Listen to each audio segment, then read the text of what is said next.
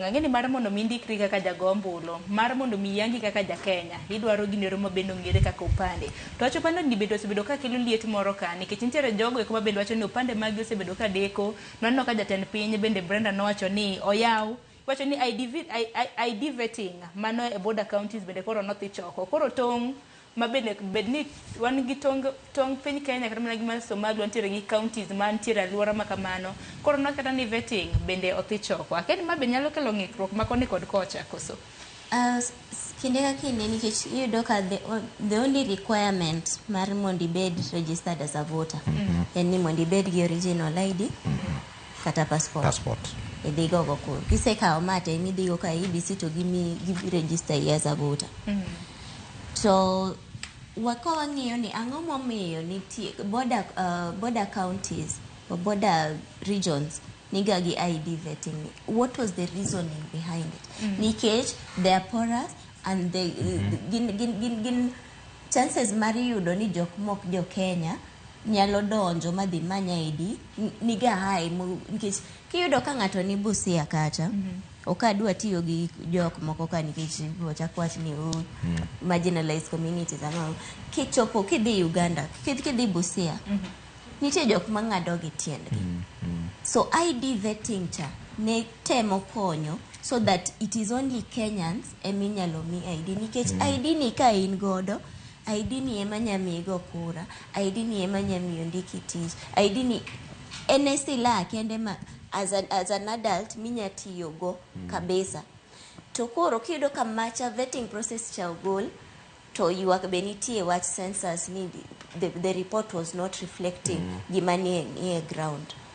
Waneno ka shida dhi bedo maduong' ka nikech projections mochiw sana giwacho ni 5.8 million more. Last elections jo Kenya madhi million 10 nokowuok go kura. Koro kata ka negindikore tok negi wuok go kura.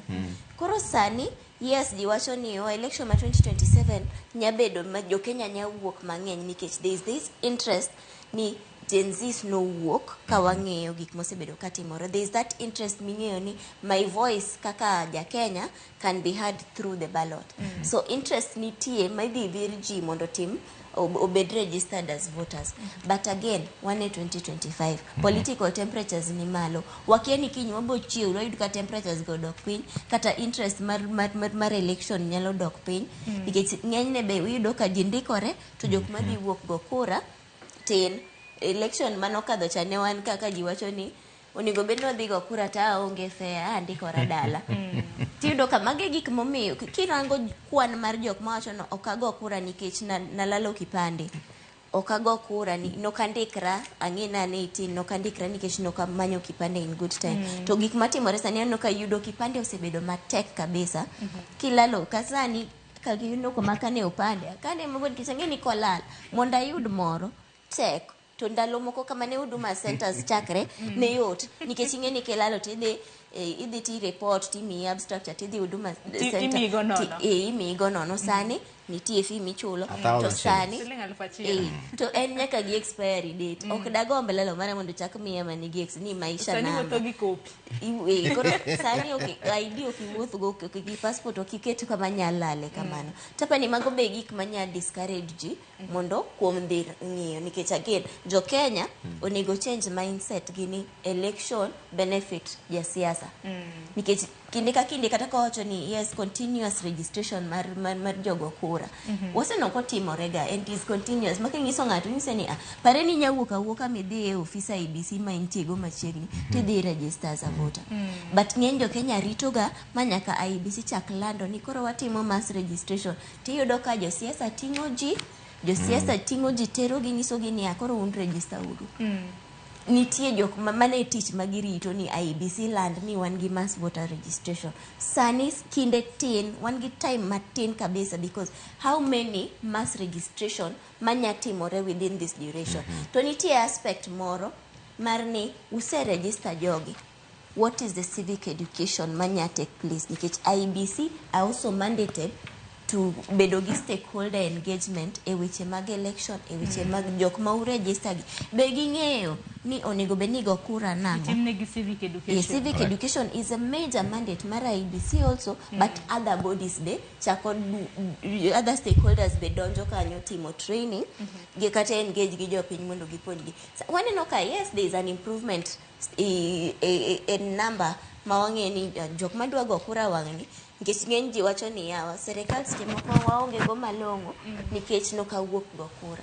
Nitie jok ma duogo ng'iyo chien to giwacho ni yawa makata nawuoga go kura seche moko situation moko bende ng'iyo ni kaluwore kaka samoro tayo yiero seyo ma bende jabedo koro kata dinawe ketho kata saa. Koro ing'eni they have to achieve that balance between ni jok moko are more informed, nitie first time voters madhi bedo mang'eny moloyo mosebedo in history. Koro kata giwacho ni 5.8, that number nyabedo more kata nyabedo less depending on kaka siasa dhi bedo mbele ka, nikech again we are very political as a country. To wang'iyo kata sani temperatures mag politics sani ni malo kabisa. Ka gimoro kotimore oduoke piny matin podi. To kara mna sasa bende ka bende ka utinge lwetgi mano mar jiwo oganda wuogu ruoko mar mondo mukaw but ing'eni nitie jok mawacho ni nung'iso wani wadhi wakaw ombulu ma wakaw ma wagono ombulu to waduogo wa regret. Koro ing'eni nitie ke voter apathy cha be pod nitie kuonde ma odhi bete wacho ni nung'iso wani watim kama nwatimo gik manowacho ma ko make sure ni une office to kutiyonwa. Nitie ng'at maboduogo wacho ni natimo gigi onge lokruok masenene ngimana kaka Brenda kata natimo ma tang'eni ka yudo ji 5 moko kendo to wanyagolo ngani ma wachak wayud telo malong'o. Koro mage balance monego bed ni IBC ng'iyo time gin go marom nade to time ni gidwa timo gik moko adi. Erokamano Nyabona gima timore